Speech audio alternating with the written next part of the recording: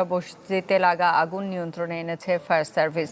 বেলা 2:30টার দিকে আগুনের সূত্রপাত হলে ছুটে যায় ফায়ার সার্ভিসের 3টি ইউনিট, পরে যোগ দেয় আরও 2টি। এরপর প্রায় আধা ঘন্টার চেষ্টায় অগ্নিকাণ্ড নিয়ন্ত্রণে আনে। প্রাথমিকভাবে আগুন লাগার কারণ ও ক্ষয়ক্ষতির পরিমাণ নিশ্চিত করা যায়নি।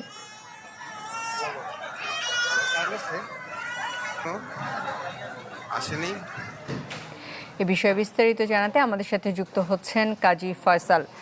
ফয়সাল, ক্ষয়ক্ষতি কিরকম জানতে পেরেছেন?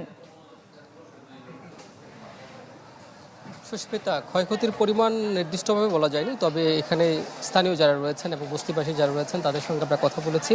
তারা বলেছেন যে এখানে শতাধিক ঘর পুড়ে গেছে এবং অনেক অসহায় পরিবার আমরা দেখেছি তারা সর্বস্ব হারিয়েছেন, তাদের যে সহায় সম্বল ছিল এবং যে আবাসস্থল ছিল সেটিও কিন্তু তারা ক্ষতির শিকার হয়েছেন। তবে এখানে কিন্তু কোনো ধরনের প্রাণহানি বা হতাহতের কোনো ঘটনা ঘটেনি। আর্থিক ক্ষতিটি মূলত এই বস্তিবাসীর হয়েছে।